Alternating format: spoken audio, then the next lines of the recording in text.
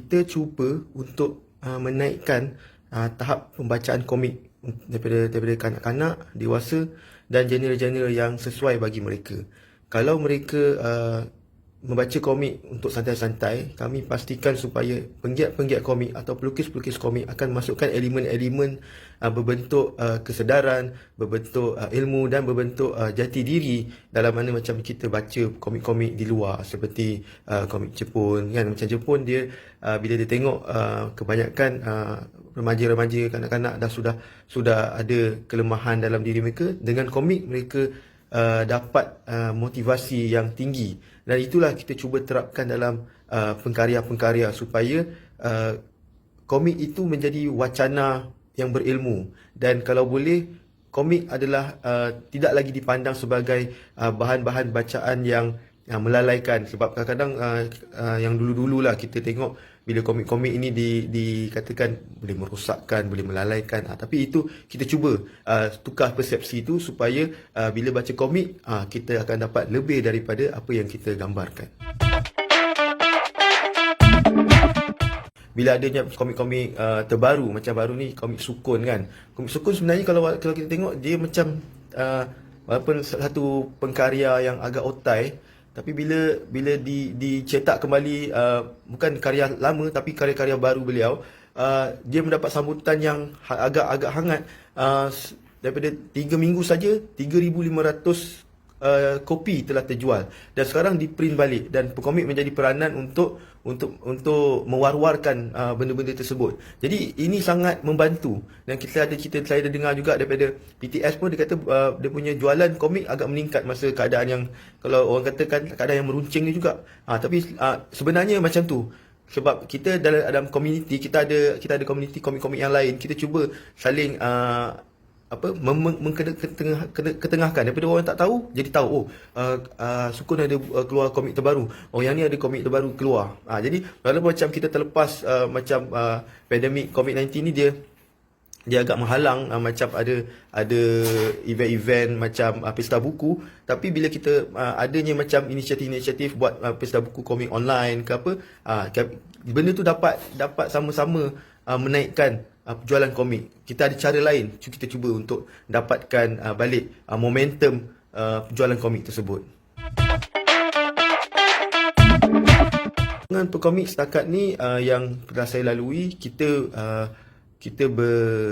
bersama-sama seperti macam Dewan Bahasa, kita wujudkan satu kelas-kelas yang kita panggil macam pelukis-pelukis komik yang telah ada dan macam terkenal juga seperti dulu dengan Dewan Bahasa, Fakrul Anur, Ben Wong, macam Nizam Bacuk, dan baru ni dengan Nizam Bacuk, dan ada pelukis komik veteran juga macam Abang Kerengga.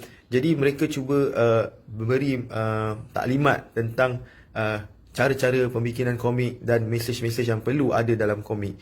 Dan bila pekomik menjadi orang tengah untuk macam bila ada program melibatkan komik, kita cuba jadi konsultan untuk satu-satu syarikat. Macam ada satu syarikat perbankan yang attach dengan kita orang, kita bagi konsultan dan juga beri pelukis-pelukis komik yang bernaung di bawah kita untuk bersama-sama menjayakan kerja-kerja tersebut. Dan bila kita wujudkan macam anugerah pekomik, bila kita buat macam tu, daripada mula-mula dulu, daripada start zaman tahun 2007, jadi bila ada anugerah pekomik, kita dapat tahu yang mana, maknanya kita dapat melonjakkan. Macam contoh kalau kita tengok AJL, anugerah juara lagu, bila lagu tu menang, orang cuba cari album dia. Macam tu juga kalau kita buat anugerah pekomik, bila ada orang tahu komik ni menang, komik ni bagus daripada segi apa, dia dapat maknanya boleh menaikkan lagi jualan komik tersebut dan membantu industri.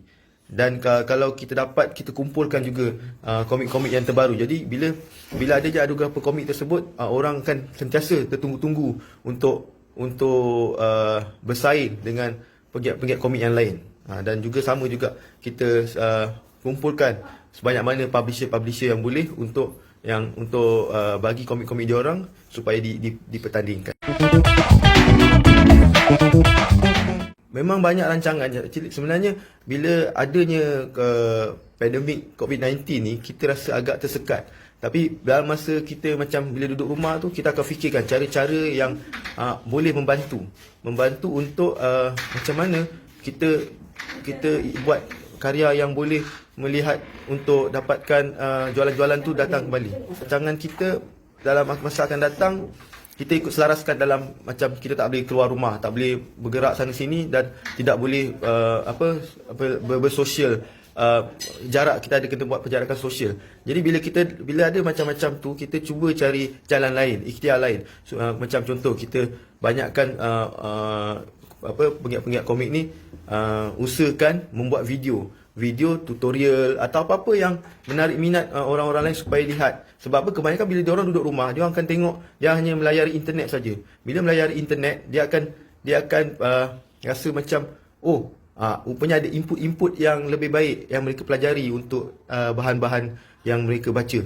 Jadi itu sasaran pekomik. Kalau dapat setiap pengkarya cuba bagi teaser sedikit-sedikit dan jadi itu adalah maklumat tentang produk-produk komik tersebut.